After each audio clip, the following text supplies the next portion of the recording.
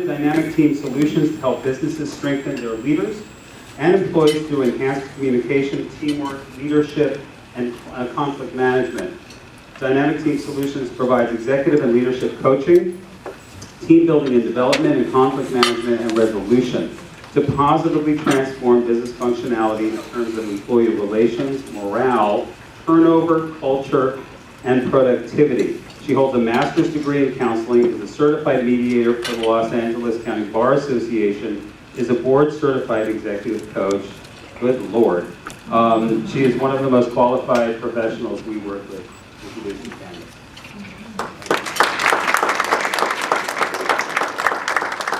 I'm just asking how long I can talk with you all.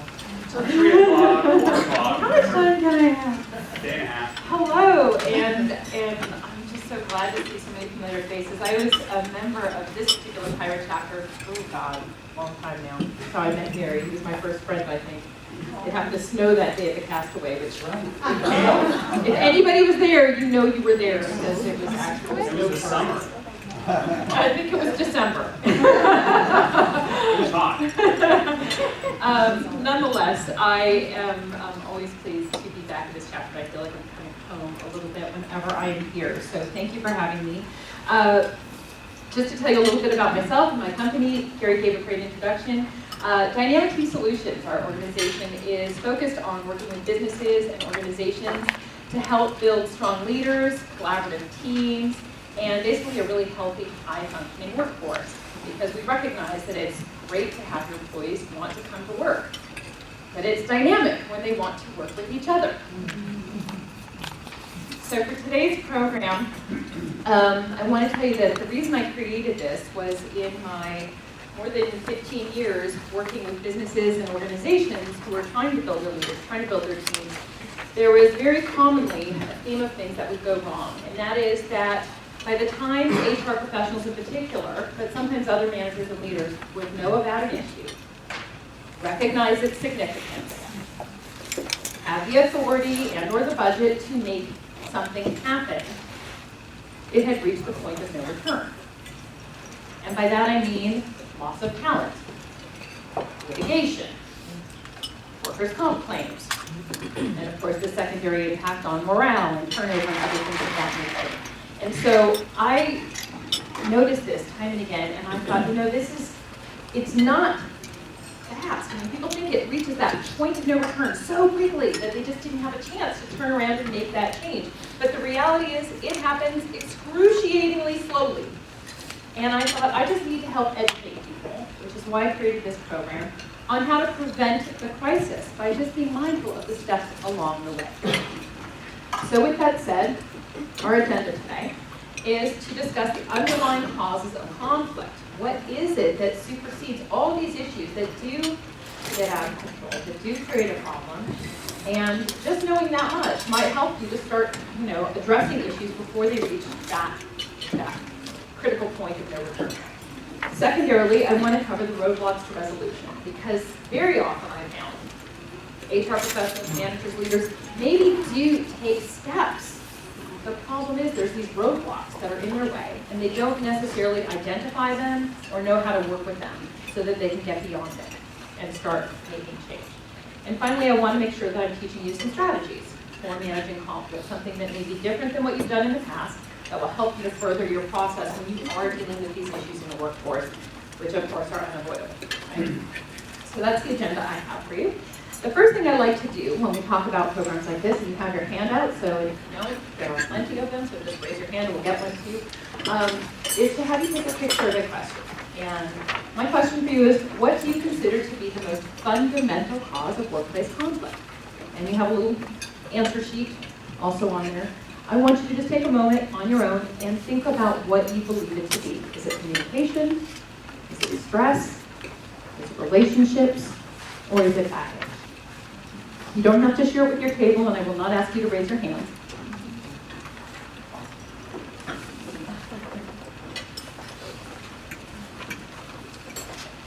Now I can tell you this, I've done this question in a webinar format. And so I have the ability to know what people would answer if they were able to answer completely anonymously. and hundreds of people at a time where I can get a pretty good sense of what people will say. And most people, about 80 to 90%, choose communication, which is an awesome answer. It is not the right answer, but it is an awesome answer. The reason it is not is all of these things, communication, stress, and workplace relations, are all secondary to the baggage people bring to the table. If you have a person that comes in with poor communication skills, that is what creates the communication issue. Or they handle things poorly. That is what creates the stress and the poor relationship. So the baggage people bring into the workforce is ultimately the fundamental part. And I tell you that not to make you feel helpless, but to let you know where your limits are and are not. The underlying causes of conflict are much like this iceberg. Most of it is beneath the surface. Most of it is not going to be something that you can easily see, easily identify, and easily address. Instead, it is going to be those issues, those circumstances that are above the surface that you know about, and you have to just work with what you know. But it is important to realize there's a lot that you don't know.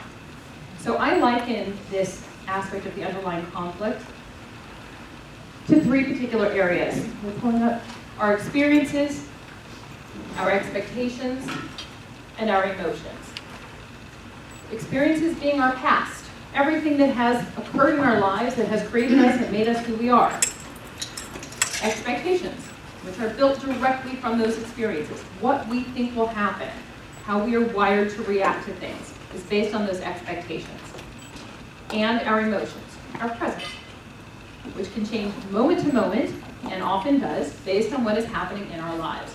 So I often call these the E3, the experiences, expectations, and emotions, and they are our past, present, and our future. That is what lies beneath the surface.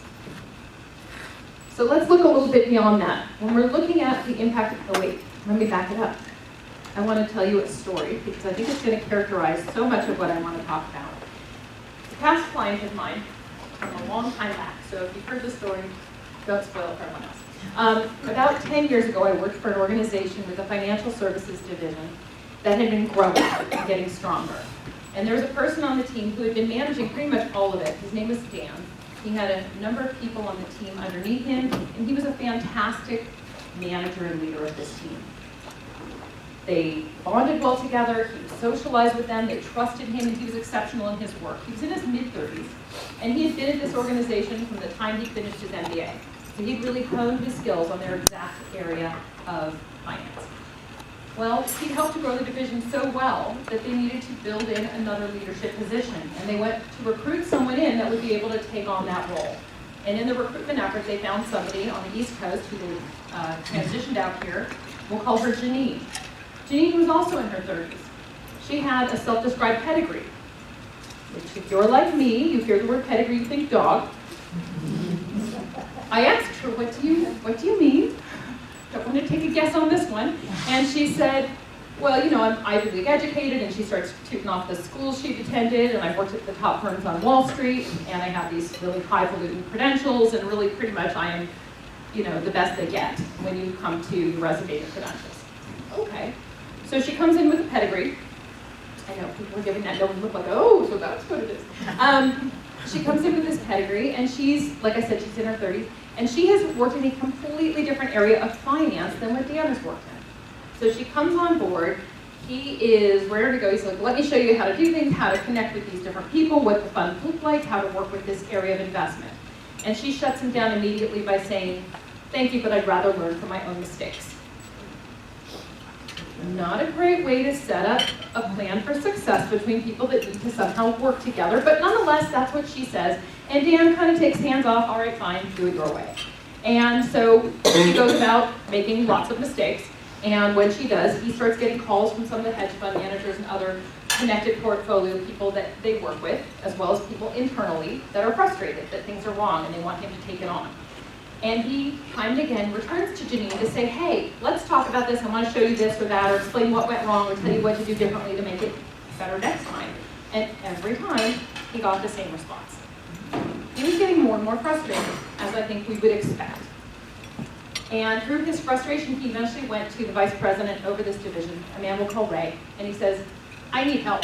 She is not taking any instruction from me. She's not listening to me. We've got the hedge fund managers calling me. We have this, the team is still coming to me, and I can't get my own work done and her work done, and she's not wanting to learn. And Ray says, put on your big boy pants and deal with it. You're a professional. You know what you need to do. Work with her, communicate with her, and get the job done. Let's go into what the impact of our experiences are and how that might color how this situation continues. And I'll tell you more about the story later. So our experiences are what is learned or taught. What has occurred over our lifetime, not just in a necessarily a paper pen type of learning or teaching, but also through our experiences in observing other people, of learning their stories and their experiences. When we connect with those stories, they become ours. We learn from that information and we take it in as information that we will use in other places. So where Dan's experiences were, or what he had learned, is you help the new guy. You teach them stuff, you train them, you prepare them. That's what you do. Janine's experiences were different. Janine's experiences were, if you want opportunities for promotion, you need to prove your worth. You need to show your competency. These are not perfectly aligned skills, are they, or experiences? No. So she was shutting him down because that's her experience. That's what she believes is the right way to prove herself in her new role. Experiences can also be cultural or familial. It can be things like how a person would show respect. It might also be what a person was taught in their own family of origin about accepting help from other people. And any number of other things that would fit into that category are also a part of that experience. And finally, we have it where it's business related. In this particular circumstance, Janine's experience was, if you will be competitive and cutthroat, and you will lose. How likely is someone like Janine to accept help from somebody when that is their background and their experience? Just a quick tip I want to give you. When it comes to things like this, there is a preventative strategy you can implement very easily, and that has to do with how you onboard. You make sure it is very clear, for example, on how you want to train people and how you want them to learn the job. You will work with this person. This is the plan for the next 2 weeks. You will let them show you this, make these introductions, what have you, so that you can then, at least knowing there's going to be places where there's differences, plan for them and create a platform and a path for success. So I think what I have for you next is to ask you to take a moment. I'm going to give you guys about 5 minutes. I'd like you to spend the first 2 minutes independently working and coming up with some answers of things you might want to adjust in your recruitment or onboarding process that would account for some of these experiential things that will create friction. I want you to think about those and make your notes. And then I want you to spend the following 3 minutes partnering, because you're going to hear things you didn't think of that are brilliant. And I want you to share your wisdom with each other. So I'll give you 2 minutes to think of your own and kind of brainstorm, and then I'll let you know when you can share with at least 1 or 2 other people at your table. I don't want it to get too crazy with everyone trying to share at the same time, so maybe small little pairs at the table. The rest of that 3 minutes so you can do that. Go ahead.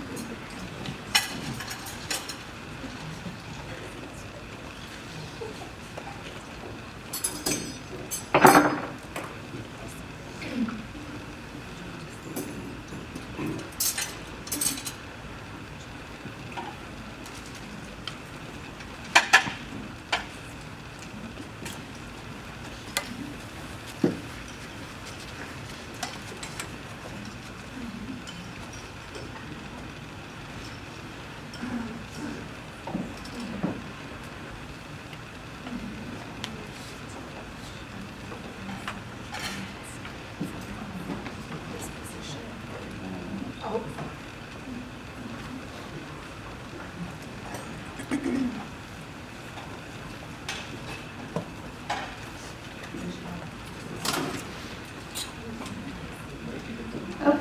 I'm guessing that most of you have written down some great ideas. Why don't you go ahead and partner up with others at your table to hear what they thought of and maybe see if there aren't some ideas that you would like to add to your own list.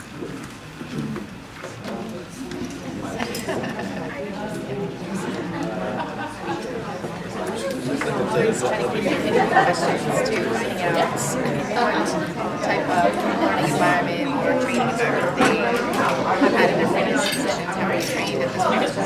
This company, how are you trained at this position? That's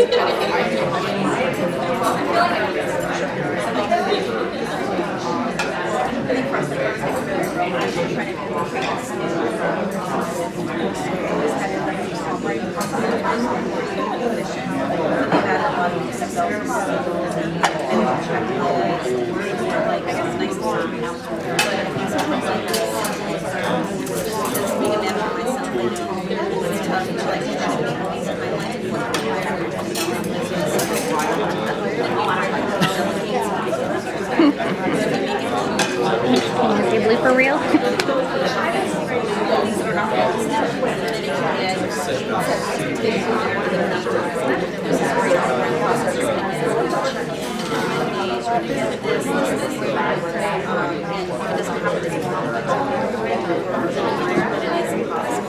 So I just want to make sure that I'm optimistic, but I'm also realistic. Because I would hate for them to be, if it didn't happen, consistency. Yeah, that's new person. And then if we're sharing the other person, so I have to consistency and just setting the expectations.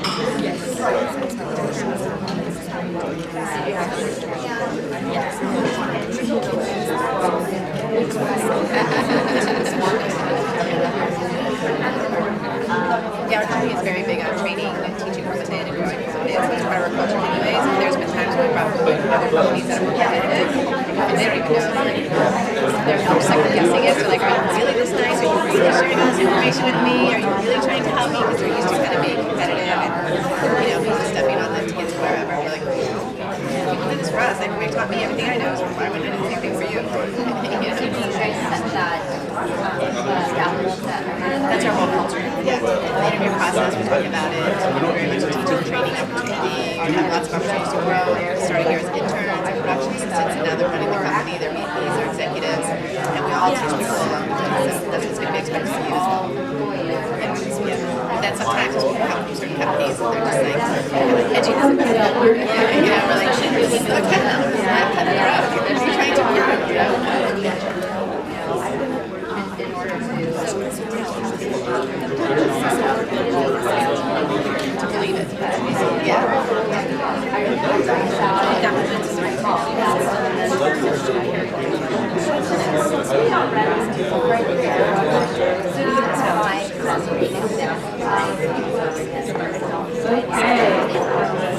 Oh, there's I've been there 13 years. It's not unusual. I've known to be.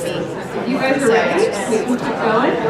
That's how it is. It's great. Which makes my job fun because that's what we're pretty tiring. So I can just find people who I know are going to be great at what we do, whatever level we're So I hope you came up with some wonderful ideas in collaboration with each other that you can bring back to your offices to already have a little bit of an idea of ways you can start preventing a crisis, because it is often these small touches that can make the big difference. And knowing about them is a really important start. And it helps you as well, I hope, in knowing when these problems do come up to like rewind, okay, could we have prevented this as far back as onboarding or as far back as our even recruitment process? Because oftentimes there are little touches and adjustments that can make a big difference. When we're talking about experiences, they build a big part of who we are, and they build what we will then have as our expectations.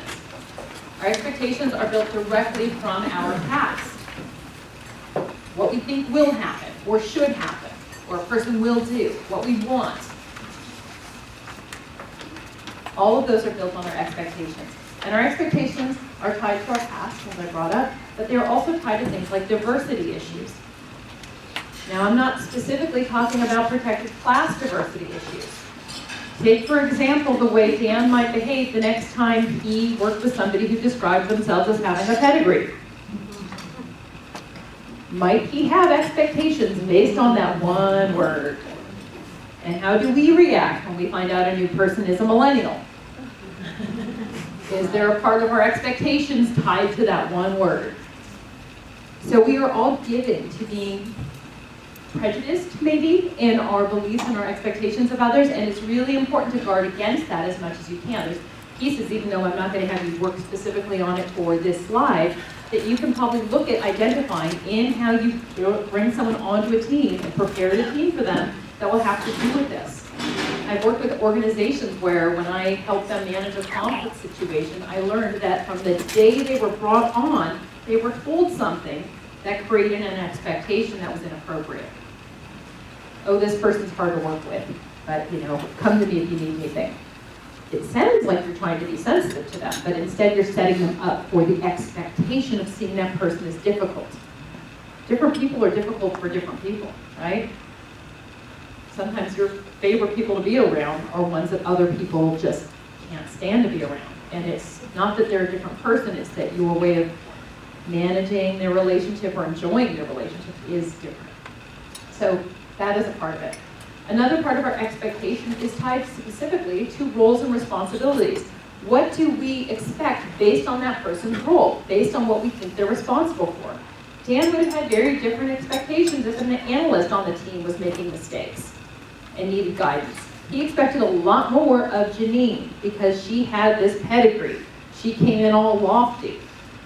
And he also knew, as did Janine, that Ray, that vice president, was going to be retiring in 3 years, and that the likelihood was that Janine would be put in his role because of her pedigree, and not Dan. If you think about it, that may also have to do with Janine's need to prove herself.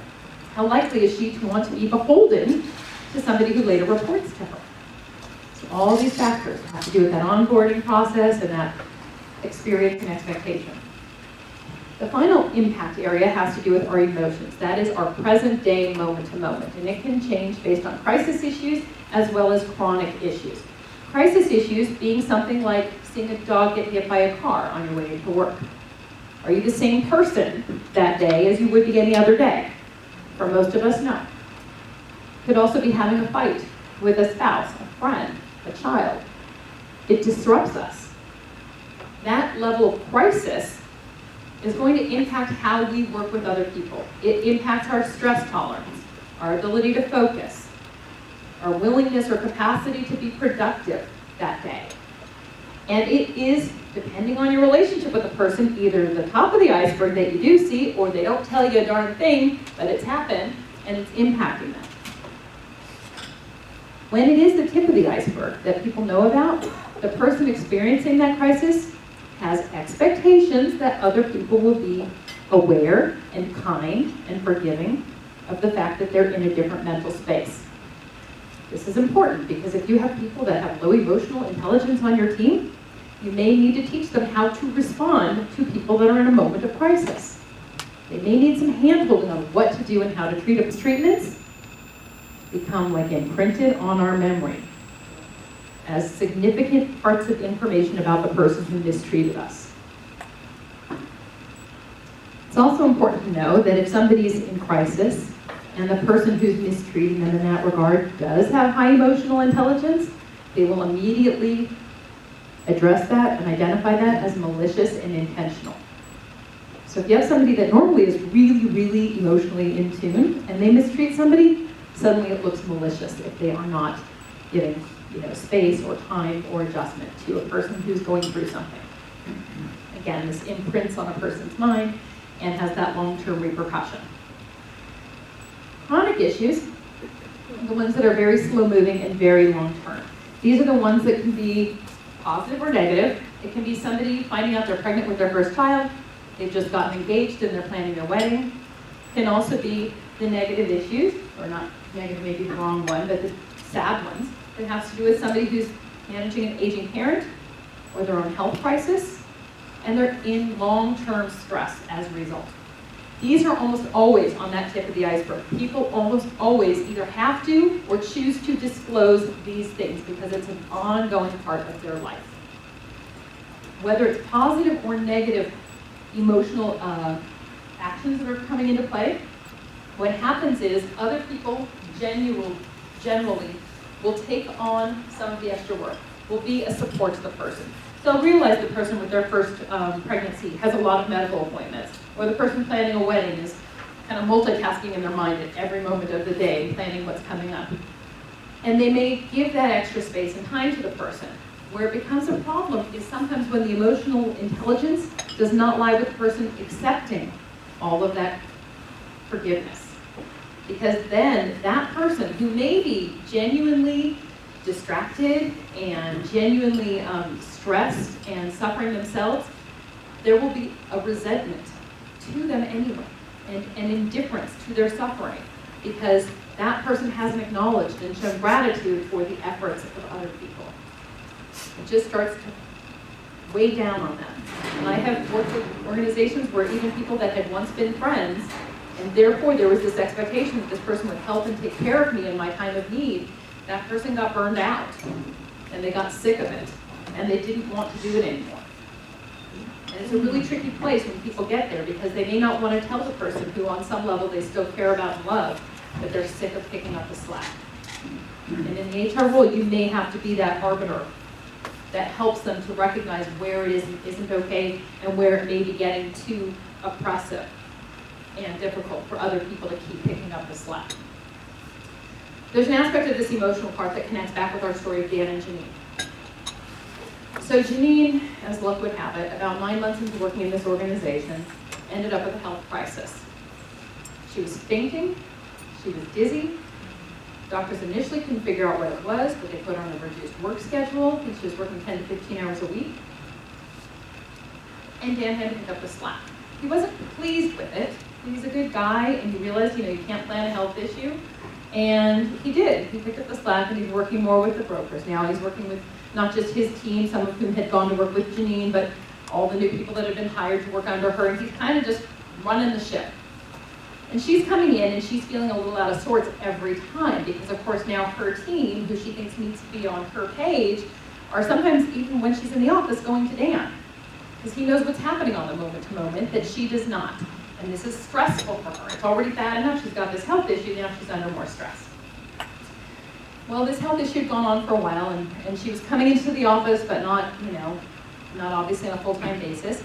And at one point, when Dan was out to lunch with some members of the team, both that worked with her and him, one of them mentioned, and I don't know if it was spite or just gossip, but that Janine was taking acting classes.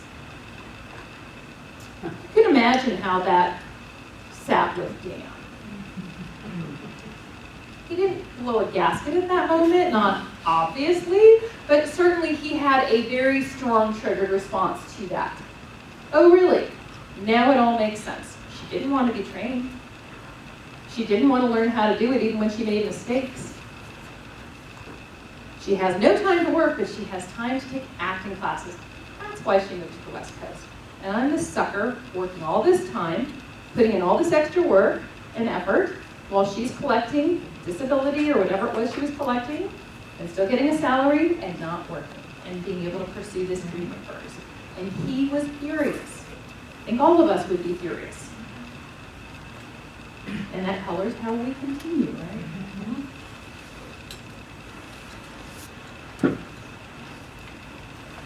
So when we come to roadblocks to resolution, these are the parts where there's things that stand in the way of our ability to resolve an issue, our ability to get to the bottom of it. And this happens a lot, and it's based on assumptions. Roadblocks are assumptions. Anytime you feel stuck in trying to help somebody resolve it, I want you to come back to this idea. What is the assumption at play here, and what do I need to do about that assumption? So the assumptions that I'm going to talk about, is it going to come up? I think it will. First one is that someone is lying or being dishonest. In this case, this was very, very much where Dan was reading the situation. Either Janine is lying about this health condition that keeps her from being able to work, or she's completely dishonest about her interest in this job. It's got to be one or the other. It could be even both. But something's got to give. She's obviously not being forthcoming. She's not being honest. She's taking acting classes. The idea that someone is to blame, that it's their fault. Janine certainly felt this way. Janine felt this way because there was so much animosity from Dan. The way he was talking to her, the way he was treating her, they actually started losing valuable members of the team because the conflict between the two of them became so intense. There was people on the team who, by both of their accounts, were extremely talented and a real loss to have them move on. And they said that one particular employee had, I guess, given them the feedback that he was leaving because of the tension between the two of them. He could not stand it, and he didn't need to stay for it. And that's true. The most talented ones are the first ones to jump ship because they have opportunities. So that's a real strong sign something is amiss. So the behavior being intentional. Here again, if she's not willing to be trained, how much more proof do I need? She's not wanting to be trained, but she has time for those acting classes. She has time to do things that way. It's obviously on purpose. I could have trained her. She could have been doing the job properly, at least the first part, but she never had the desire. Okay? It's a personality difference and unfixable. And I know you guys hear this one most. Because this is what both Dan and Janine said. Dan is not a team player, was how Janine looked at it. He's selfish. He does not care. He's only out for himself. He's competitive. He's cutthroat. Kind of worked back to all her experiences, just kind of told her that's what would happen, and now she's seeing it, right? With Dan, he's like, she's obviously not somebody that's committed to this job. There's nothing I can do about it. There's nothing anybody can do. We just need to get rid of her. And he wanted to sabotage her. He was very honest about his desire to get her out, at least with me. And the final one is that everyone thinks just like me. And we are all given to this, every one of us, every day of our lives. We see our world through our own lens, and we are normal, so therefore everybody would see it this way. So everybody would see how out of line Janine was. And I painted this picture largely from Dan's point of view. So you see it that way. You see that everybody thinks just like me. But there's a part of the story I didn't tell you yet. I want to tell you yet. Let me check. I'm going to tell you this part of the story. I have to make sure I'm not telling it to you too early, or I'm taking it away.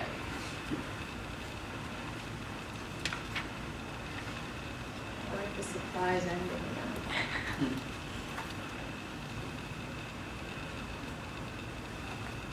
Well, I'll tell it to you anyway. It can always just come back. So, the part of Janine's story that I didn't tell you is that Janine, and actually, we'll go to the next slide, and I'll connect with that. When you're managing the roadblocks, one of the most important things you need to do is remember the need to get both sides of the story. And it happens so often that we only see one side to the story. When I said everyone thinks just like me, you guys have heard, like I said, mainly Dan's position and a little bit of Janine's and where each one sees it. What you didn't maybe think to, because I didn't bring it real far forward, but as the fighting got really bad, Janine also went to Ray. And Janine went to Ray and she says, I can't deal with this. My own team isn't coming to me. Dan is sabotaging me. We're fighting all the time. I can't get anything done. I'm on medical leave. I don't know what to do. I need your help. And Ray said the same thing. It's very equal opportunity to Janine as he did to Dan. He said, put on your big girl pants and deal with it. You know, what do you expect? He's going to be frustrated. You know, you've got to just figure out a way of dealing with it. And so Janine, unfortunately, did not have as strong an ability to deal with it as maybe Dan did, although his way of dealing with it was sabotaging. Instead, she called the one person she thought might be a support to her, somebody above this vice president. She called somebody who had been involved in her recruitment, and he was on the board, and she says, I don't know what to do. It feels like a hostile work environment. And guess when HR got a call? About 14 seconds after the phone was hung up from Janine and this board member. And that's when HR ended up actually reaching out to me. But at this point, do you think it's reached the point of no return? Maybe. We've already lost talent. And it's extreme. What? She's only called the board member. She has not yet filed a claim. There's no lawsuit yet. We may be getting close, but we're not there yet. So when you're managing roadblocks, the first and most important thing you want to do is make sure you are always getting both sides to the story. You know, HR's view on this, when Janine called the board, and when they told me about the issue, was that Janine was insubordinate trying to get Ray fired so that she could have his job. That was all they could see. Because they knew she knew about it. They knew she knew about the opportunity for promotion, and all they saw was that she was demonstrating insubordination. They were not aware of all the other conflicts that were going on. So why would she try and get him in trouble with the board? They can only see one reason. And they kind of locked onto that reason. And I said, well, wait a minute, what did she go to Ray about? And then I said, well, wait, what about this Dan guy? Shouldn't I talk to this Dan guy about this? And that's when it wound back to, yeah, maybe you should. Why don't you try that? And Ray was hardly a part of it, except that he didn't do much to help. But getting important, and here's what Janine's side of the story was. I'm working 10 to 15 hours. I'm sorry, I'm only supposed to work 10 to 15 hours, but I'm here usually 20 to 25. I don't see what the big deal is. And I said, well, let's talk a little bit about other stuff. I heard that you're taking acting classes. She was a bit shocked I knew about that. How did that information get out? And I said, tell me about that. Janine plays it close to the vest. She didn't tell the people at work, and she didn't have to, that what was causing the fainting and other things was a heart condition. This woman's about 35, married, wants to start a family, heart condition. They couldn't figure out how to resolve it. It was progressive, and they told her she may only have a couple years to live. At the point I met with her, she had surgery and it had been corrected, so I wasn't sobbing as she told me this. But she says, the reason I was taking acting classes is it was the one time every week that I wasn't completely overwhelmed with what was going on in my life. That I wasn't overwhelmed with work or with my husband's way of looking at me. I completely was in the moment and I enjoyed myself for 2 hours a week. Very different when you get two sides to the story. And that's where things were. And I ended up helping Dan and Janine to have a conversation about that. And do you want to know what Dan said? Why didn't you quit? Why didn't you quit? He didn't say, why didn't you tell me? Because he knew they didn't get along. He says, why didn't you quit if you thought it was that bad? She says, I so desperately wanted this opportunity and I wanted to prove myself and to be a success, and I'm not a quitter. And I did not want to believe I would die. And I did not want to believe that this was the end. And I wasn't about to give up. This is a dream job for me. Wow, suddenly it has a very different look, doesn't it? And there was a lot of water under the bridge for Dan and Janine to clean up, but it was possible once this information was out there. So in managing roadblocks, a huge part of it, as I said, is getting both sides to the story. You want to make sure that both sides are actually listening to each other. And when you're getting that information, it's super important that you're listening without judgment. It's very easy when you already know maybe one side or have your own predisposition about what's happening. It's very easy to kind of like cut to the chase of what's happening. If you can listen without judgment, you're going to get a lot more information. You're going to get a lot more that will help you get past that roadblock. And something that's important to remember is there is almost always more than one point of view. And let's not even consider your own. Let's consider just the two that you may have heard between two different people. Rather than try and say, well, you need to hear this person's point of view, it might be easier and more approachable to tell somebody, hey, I have a different way of looking at this. And then let them have the curiosity of saying, tell me what that is, rather than trying to say, you need to look at it this way. It's just a shift in letting them have an interest peak about there being a different idea, a different way of looking at the situation that might help them to see it from the way you want them to see it. And finally, it's important to ask them when they have these complaints, when they've done like Dan had done, their own level of retribution. Instead of just having a person that comes to you and complains, tell you it's that person's to blame, that it's their fault, that it's intentional, that it's a personality difference. No matter what it is they tell you, all of these assumptions that I brought up, what you need to say to them is very simple. And what have you done to resolve it? Because they've hidden behind that assumption and made that the reason they don't need to do anything, but that's not okay. So if you say, and what have you done? And they're gonna say, well, I've waited and waited for it to change. Or they'll say, I've done everything. They'll give you those statements that are just kind of broad and generalized. And you need to get them very specific. Tell me exactly what you've done. I want to know how it went because I want to guide you into some better strategies if those didn't work. And you help them to recognize that they usually have done absolutely nothing. They punished the other person, which Dan certainly did. But they haven't actually done anything productive. And you are then in a position where you can help them. And you can say, I have some ideas of how we can maybe work with this differently that may lead to a different result.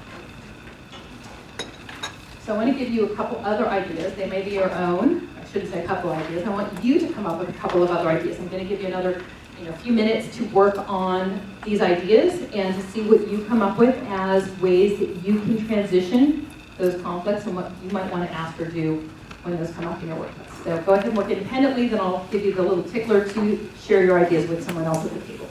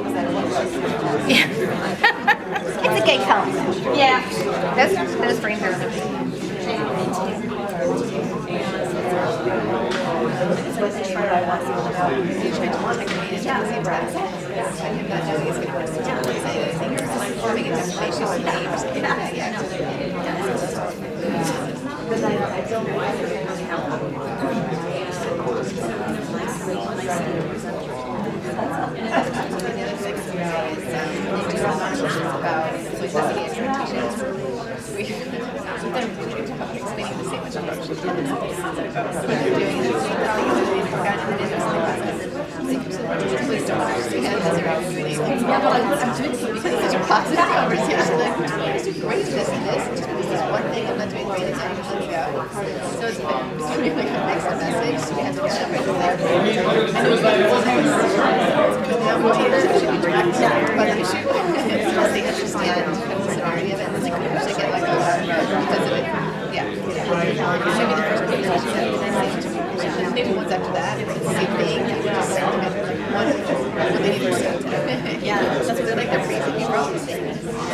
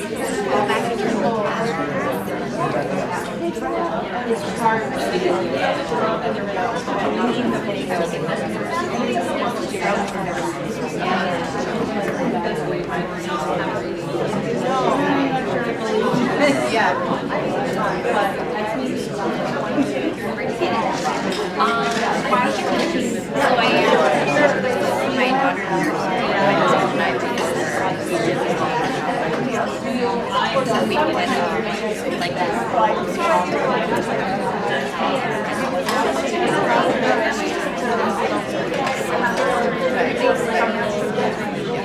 expectations. Well, They're still wrapping up. They're so interesting. I hope this is more productive conversation and less just social, but you know, the social's nice too. It's nice to talk a little with each other. I want to address a question I was asked during that break, which has to do with what the mediation process would actually look like in a situation like this, and it might be helpful for you to have that bird's eye of what it would look like. It's not really part of the program per se, but it's informative, so I will share.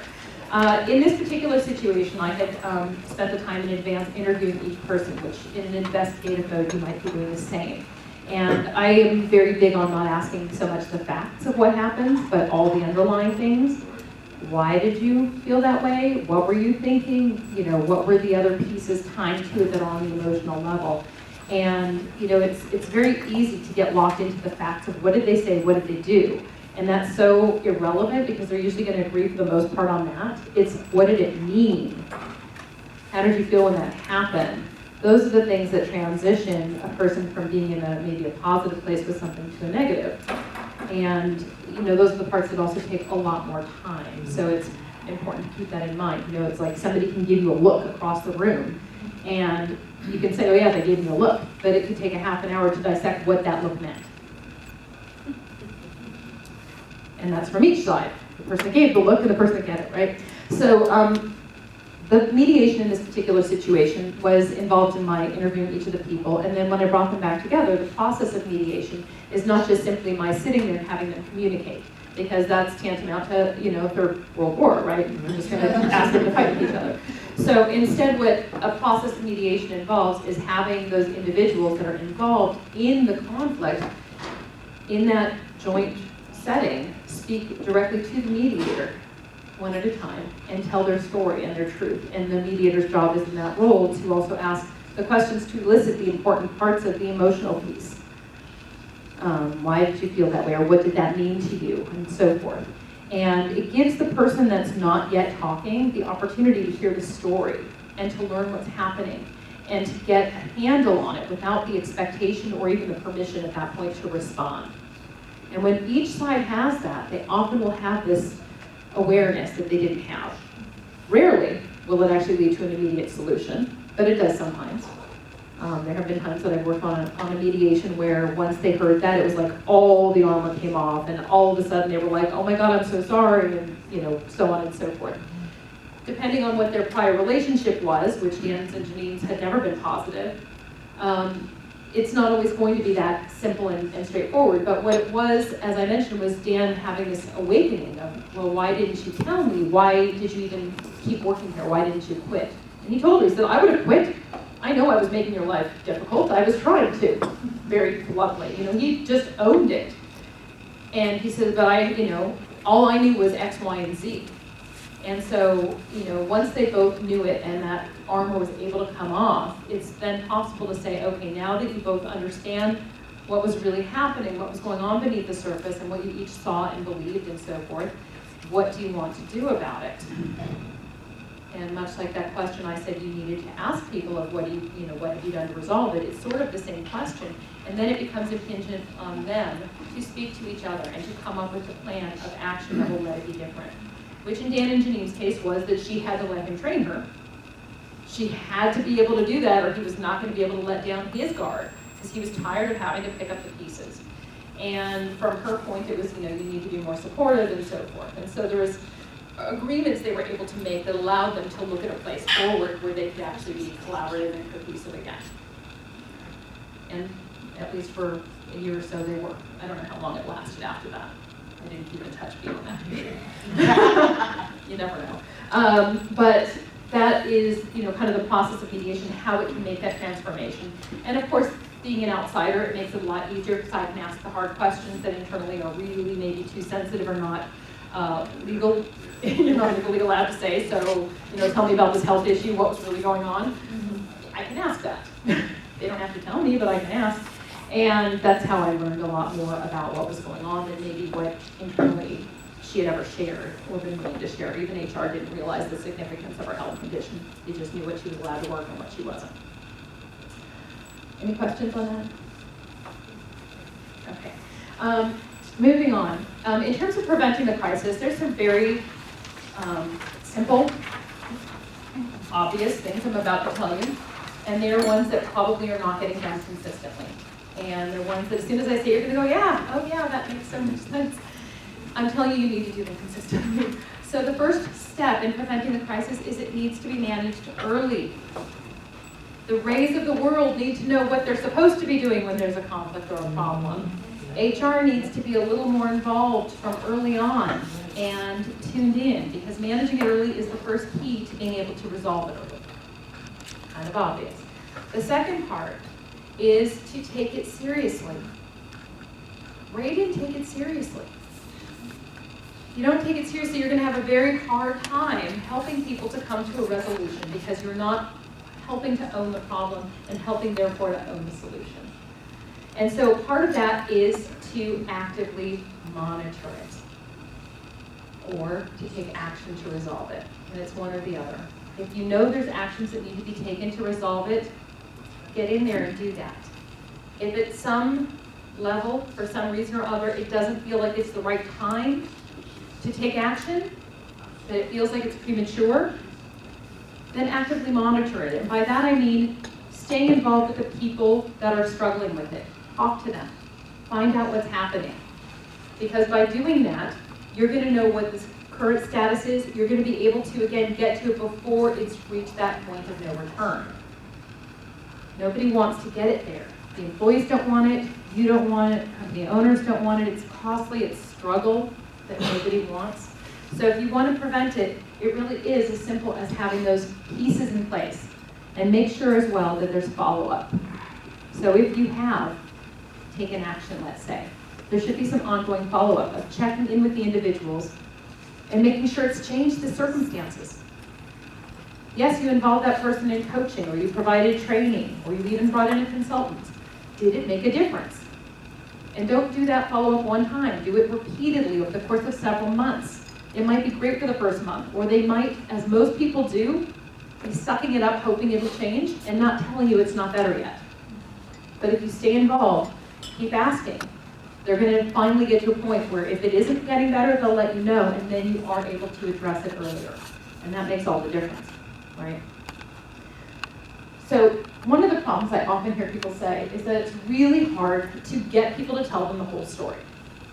But this is one of the stumbling blocks. It's like, I interview the people, but I just feel like I'm only getting the tip of the iceberg.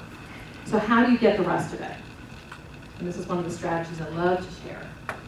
And there's some very basic things that are assumptions you are supposed to make. Make this assumption. And as kind of a key part of it is the assumption that everybody involved has a valid reason for what they are doing. It makes sense to them. It is justifiable to them. They are appropriate in their actions. They have a valid reason. Believe that when you talk to them. Don't go into it with your own predisposition that no, there's no way this is valid. They did it on purpose to screw with somebody. Start with it as a valid reason they have. Second, they did not intend to create harm. In Janine's case, this is true. Janine had a valid reason for working the hours she was working. She had a valid reason for taking the acting class. She did not intend to create harm with what she was doing. She was self-protective with what she was doing. All of it was self-protective, not being trained, not sharing her medical issues, coming in where she was. All of it was valid. All of it, there was a good reason. Sometimes, however, a person does intend to create harm. But it's because they're completely justified in it. Enter Dan. He was completely justified in his own mind for trying to sabotage her. He needed her out. The department needed her out. He was doing a good deed by mistreating her. It was completely valid. She deserved it. Is it ever appropriate to be sabotaging? It is. Didn't you know? No, but people that don't actually, he thought he had all the cards. He didn't take the time to find out what else was going on. And he certainly didn't have the position of thinking she must have a valid reason for this. All he could see was this is intentional. She is doing this for her own good. She wants the income while she pursues acting. So if you're sabotaging somebody, you're automatically part of the problem. Yes, and Dan was part of the problem. But yes, I completely agree. And the last assumption is that everybody believes they are being fair. If you go into every situation, every investigation, and talk to every person believing ultimately they think this is appropriate, they think that they're doing the right thing, they have a good reason for what they've done, either because the other person deserved it, or because they never intended to create any harm. If you go into every one of these, and I call this believing in vindicating the person instead of villainizing them. You always, every time, go into a circumstance trying to vindicate the people and understand them with that information instead of villainizing them, you are going to be able to get the whole story because they will feel that you trust them. They will feel that you're invested. And your questions will indicate that as well because you will ask questions to understand why there would be an acting class when the person's not working full-time hours. Why they would undermine their coworker when they're supposed to be teammates and they're nice to everybody else. There's a reason. People have their reasons. They're piss poor dealing with them, but they do have their reasons. So in putting these ideas into action, giving you stuff to take back to the office, I've already hopefully given you, and through your table mates, the opportunity to come up with some strategies for onboarding and for managing roadblocks. Taking it to the next step, and you can't read that first one terribly well, but you've already done that first step. You've come here today, and that shows me that you have a commitment to dealing with the crisis and preventing it in your workplace. So what are some things you can do beyond those notes you've taken? First, observe the teams that are in your organization and their workplace relations. I know this is probably a very common vernacular is to walk around and talk to people and all of that, and this goes right hand in hand with that. And in addition to that, I suggest that at whatever intervals you have meetings where they're like all hands on deck kind of meetings or even memos that go out company-wide, let people know that you want to know about their issues. For the most part, they're never going to remember you said that until that one time they were so... Has anybody ever had that experience where you told somebody 25 times and one time they said, oh my God, I'm so glad you brought it up this week. Because I've brought it up for 25 weeks in a row. But they only heard it when they needed it, and that's so often the case. So observe team and workplace bullying. Do an audit of your past complaints. Just because it's not something that's currently creating strife in your organization does not mean it isn't still happening under the surface. Remember, I said it gets to that point of no return really, really slowly. And it might be that it's not right now at a critical point, but it doesn't mean that it's gone. And the earlier you can identify the issues that need some work, the better. And when you're auditing them, one of the things you might want to do is simply to say, much like that part of the action in checking in and staying involved in the process, like I said, is just to say, I know we worked on this 6 months, a year, even 2 years ago. You may not want to go back further than that if there's been no further issues, but I just want to know, did the work we did together, or the efforts you made, or what have you, did it make a difference? Are there parts that still need some involvement? Is there anything you'd like to share with us? Just that tells people that you care, and we all know HR has a bad rap of not really caring that much, so being able to do that certainly improves your reputation, and hopefully people's experiences with you and others going forward will be more positive with HR, with that in mind. Examine your complaint process is the next step I want to suggest. What is the complaint process in your organization, and how clear-cut is it for your employees? This is again a place where you might want to look at employee manuals, but also make sure it is communicated on really, really consistent intervals to the organizational members. Do new employees know that they can go to their manager, and if they don't get resolution, they can go to a director, and if they don't get resolution, they should come to HR? Or do you want them to come to HR immediately after the first effort they've made? Whatever is the process your company wants to employ, make sure it is very well known and consistently used. Because if it's inconsistent, people don't trust it either. And finally, you want to make sure you're training your managers and your HR. Make sure that they know the things that we're talking about today, that they understand the value in having that consistency and follow through, that ability to vindicate rather than villainize. I mean, these are the things, and obviously the importance of preventing it by addressing it as early as you possibly can. I want to emphasize one point with that. Very, very often people are like, well, I did address it. You know, I mean, they came to me, but I mean, it was a brand new problem. I can't say that I've ever met somebody, and I know they're out there, but that I've ever met somebody that goes and complains to somebody in authority or somebody in management the first time they have an incident. They suck it up and work on it and probably hope that it'll go away for usually multiple incidents, sometimes over multiple weeks or months before they ask for help. So the first time you've got somebody in raised position, a vice president, getting tapped by a division head or department leader saying, I need help, hey, that's a major cry of help, right? That's not something small. There is a big, big, big warning sign attached to that. It means this person, even if they have no skills, which is good to know, is either unable to resolve it themselves. They need some level of support. And that should be a huge warning sign. So when it comes to training managers in HR, let them know that, if nothing else, the importance of letting you know or doing steps that you might already have in play to address it earlier on. So I'd like to take questions. If any of this has been helpful and informative to you, I do want to let you know that we have a newsletter that goes out monthly, and there's papers on your desk to sign up for it. We also provide complimentary consultations to people who might be in that crisis point and say, Candace, I really would like to talk to you or a member of your team and find out whether or not you might be able to support us in making some changes in our organization. So if you have a crisis issue, please do let us know through, taking time to have a consultation with us.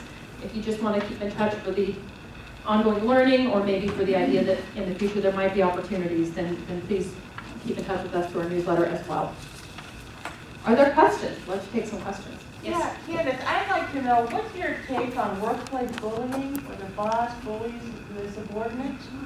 And, I think it's bad. I'm sorry, you said. I said I think it's bad. Yeah, okay. But, the boss, what I've learned here in lectures that I've been on it, the boss over the bad boss doesn't seem to recognize what's going on. They don't want to recognize what's going on. It's leaving the worker hopeless. What's your take on that? My take on it is yes, it's bad. Are you asking for like what is the right steps to take to managing that? I guess so, because what I've been taught in the training that I received is kind of like bad boss, they have their reasons for doing things, but they're kind of not seeing, or they don't want to see, they just like empathy toward their subordinates. Yeah, I And they think, feel completely justified in what they're doing, even if they're running the department into the ground. yeah. And that happens because you're turning burning staff because you're keeping this one person. I think it's a matter of kind of addressing it from multiple standpoints. I mean, there is two people that need to have the issues addressed, not the subordinates, of course, but the troubling, bullying person who needs probably some level of development, and also their leader, the person that isn't dealing with it. And so, you know, oftentimes when I work with leaders, and really anyone, but when I'm helping them to realize that I have some hard information, for example, I try and always point their mind towards the damage it's causing to them specifically, as well as to the organization as a whole, so that there is some level of buy-in for them to make change. So, like, let's say the leader, I would maybe say, you know, the problems that we're having with Jim, who's been bullying his team, is that it's creating a tremendous amount of turnover, a lot of complaints, a lot of litigious issues. And this is bad for the organization for all the reasons I just said, but it is bad for you because it's limiting your opportunities for becoming a strong, healthy leader that will bring our organization forward. What you're doing right now is holding us back, and I want to look at solutions together of how we can manage that. Because he probably is a coward. I mean, I don't mean that I mean, I see it in such a harsh way. But let me just say he's a coward. No, you know, he's afraid to deal with it, is really what that is. Either he has a relationship with his subordinate, or he just is very conflict avoidant. And then it becomes I think you know we need to do something, let's discuss the right steps. And he may need a lot of support, or it might be that he needs to abdicate it to someone else to take that role. Yeah. Okay. Oh yeah, she wants to add something. Thoughts to the I think that another way to address that, including everything that Candace has already said, is put dollars and cents to it. This is what it's costing us in recruiting. This is the opportunity, the cost of the lost opportunity. All these people that are dealing with the issue could be doing something else, like increasing productivity, increasing sales, and if you can show them those numbers, then they might listen a little bit better. I had an owner of a company, and his son was that guy, and I said to him, just open your checkbooks. I need like 5 blank checks, and then you can keep behaving this way. Did you guys hear that? That was pretty funny. He told the owner to sign some blank checks if he wanted to let his son keep behaving that way. Okay, I have a question back there, and then you're next. Yeah. You know, I wanted to address something along the lines of the bullying. But what do you do when you have a situation where you have like the director or the leader of the department who is really more of a professional, doesn't want drama, and then you have the manager that's doing the bulk of the day-to-day management, that's the mother figure. So everyone that needs mothering is going to that person.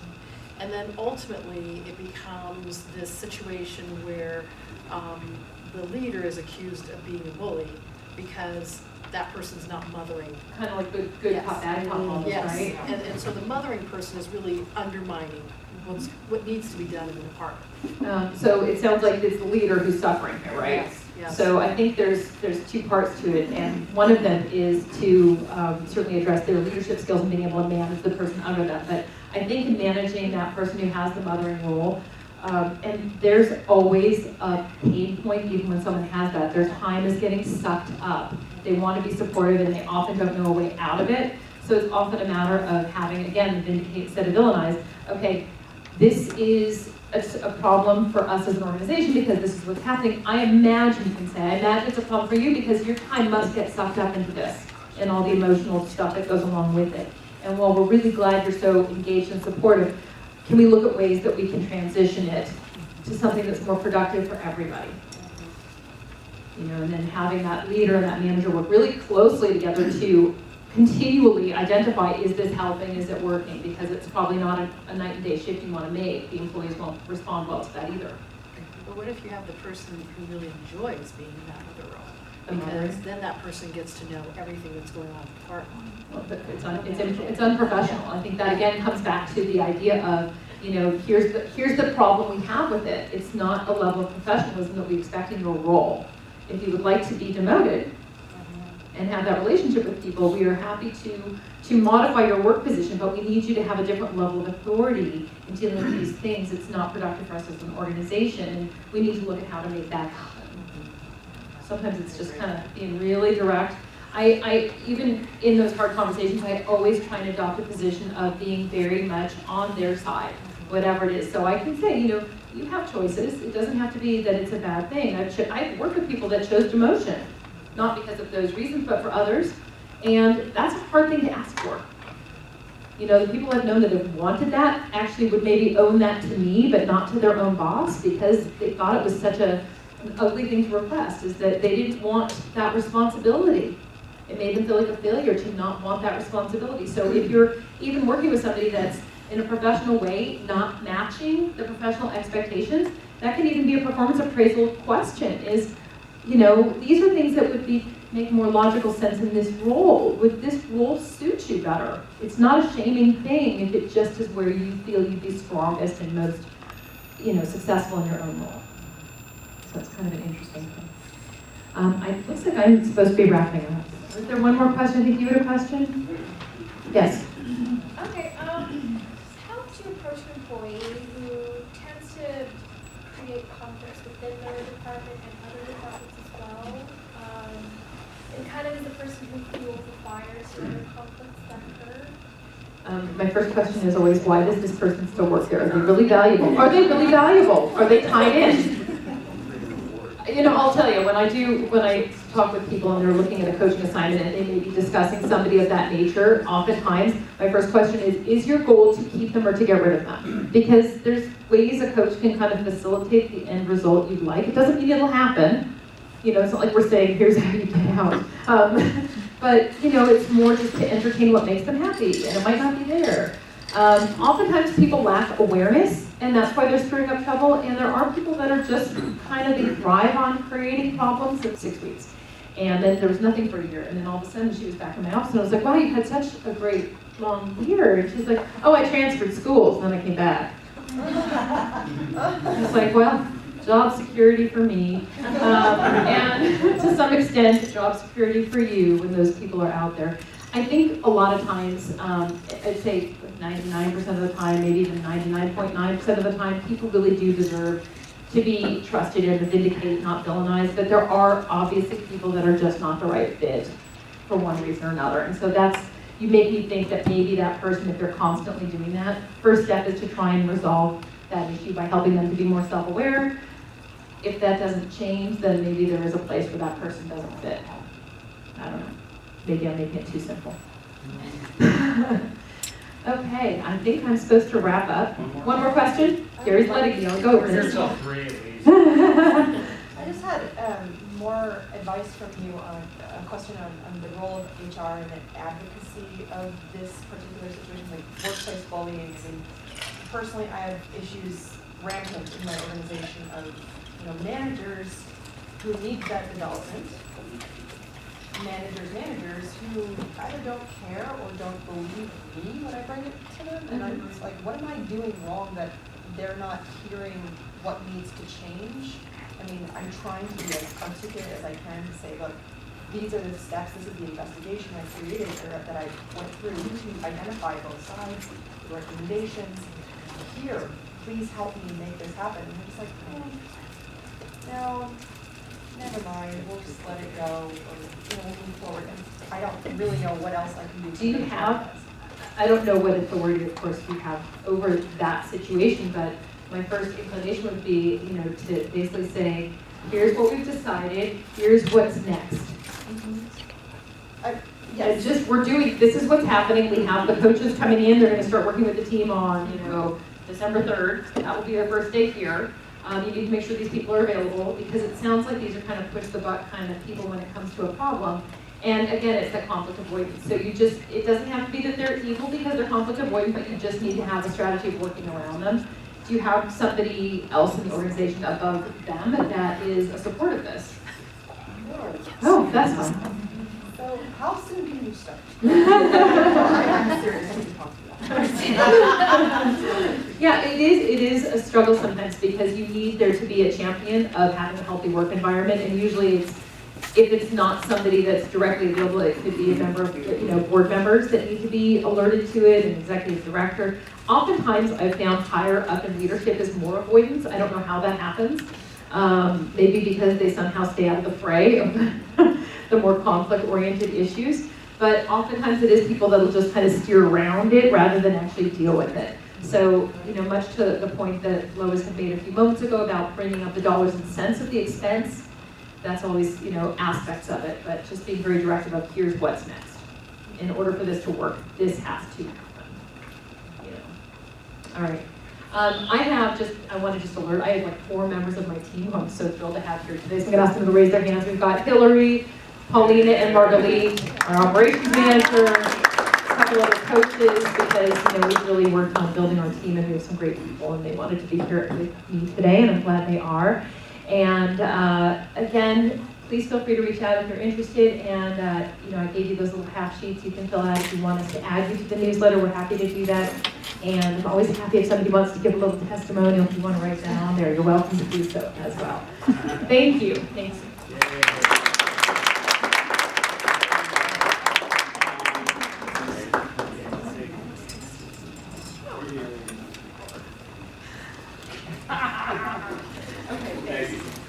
Okay, so we are wrapping up, but before we do, we would love to have Kathy and Merrill come up. We're going to be doing the